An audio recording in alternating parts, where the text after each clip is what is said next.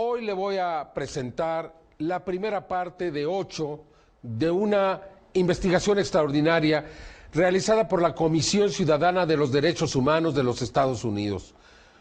Nos han hecho llegar este documento para ponerlo a su disposición. Es increíble lo que nos están haciendo, especialmente en aquel país, pero México seguramente también está siendo víctima. Tenemos una lucha enorme contra las drogas ilegales. Sin embargo, ¿qué pasa con las drogas legales?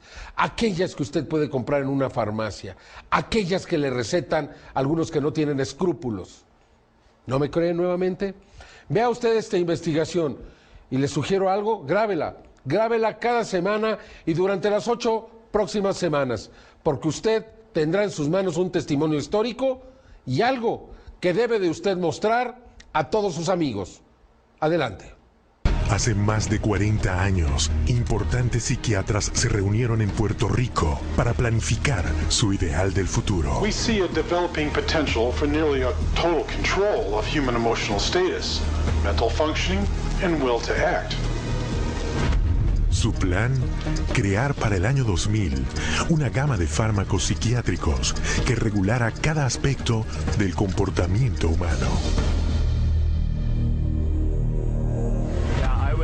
Diagnosed with depression and put on Paxil. ADD, and I was prescribed Ritalin. General anxiety disorder, prescribed Zoloft. Bipolar disorder, and I take lithium. PTSD, Zoloft. I was on Paxil. When they placed me on Zoloft. They gave me Adderall. I was prescribed Siptamil. Tegretol. Lexapro. Depakote. Stelazine. Adderall. Concerta. Orzine. Prozac. Lorazepam. Effexor. Clonazepam. Ritalin. Dexamphetamine. Paxil. Silert. Prozac. Adderall. Eladil. Depakote, Wellbutrin, Seroquel, etc., etc.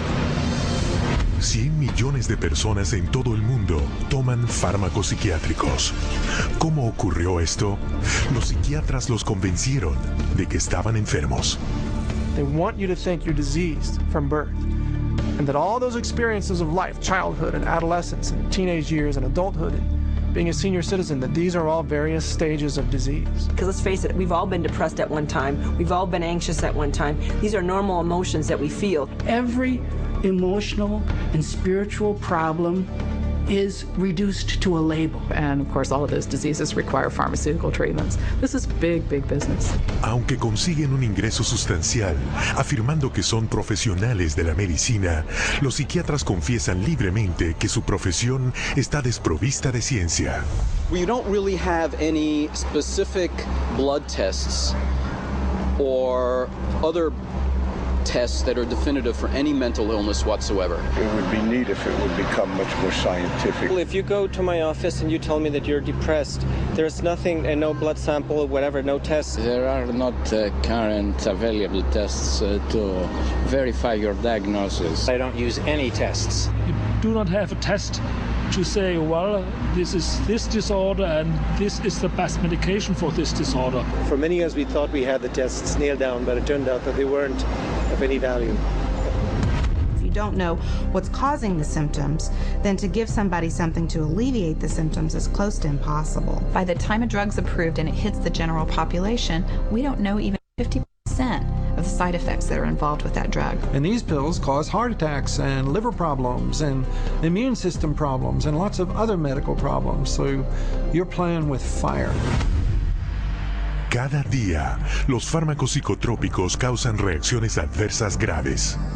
Y aunque los psiquiatras y las compañías farmacéuticas comprenden plenamente los peligros de los fármacos que venden, sus confiados clientes son los que sufren las consecuencias. Everything became worse. Each mood swing was worse. He would have chronic headaches, chronic, nausea, not feeling good. She was very agitated, very, very jumpy. She was having horrible hallucinations. Her personality was disintegrating. Once he started on that drug, the cloud just stayed over him and stayed over him and stayed over him. It got darker and darker. He thought there wasn't anything worth living to kill himself. That was not Matthew. That was the drugs. At least I would like to have said, I love you. I didn't get a chance to do that. Además de dejar incapacitadas a montones de personas diariamente, se calcula que los fármacos psiquiátricos matan a unas 3.000 personas cada mes. Pero los estragos en las personas nunca habrían llegado hasta estos extremos si los psiquiatras no hubieran trabajado mano a mano con las compañías farmacéuticas para promover sus fármacos a los médicos por todo el mundo. Hoy el 70% de todos los fármacos psiquiátricos los recetan médicos de medicina general. ¿Y cómo se consiguió esto? Con mercadotecnia. It's about creating a good story that uses science that convinces a physician to think about writing a prescription. This is not science. This is incredibly effective marketing. It has nothing to do with science. They're learning every trick in the book. They're evolving into efficient marketing machines, and it's working. There's definitely an unholy alliance between psychiatry and pharmaceutical sales. That's a marriage made in heaven. They're like conjoined twins. They're joined at the wallet. Y con 374 trastornos mentales que llenan el manual de diagnóstico psiquiátrico y más que están por llegar, el negocio está en auge.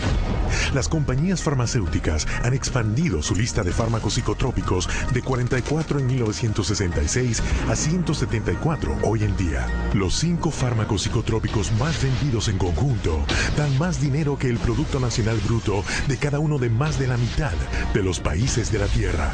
En total, la industria psiquiátrica se embolsa $1/3 de billón de dólares cada año. ¿Cómo podría haber ocurrido esto? Es una historia de engaños que puede ser difícil de creer, pero que es fatal ignorar.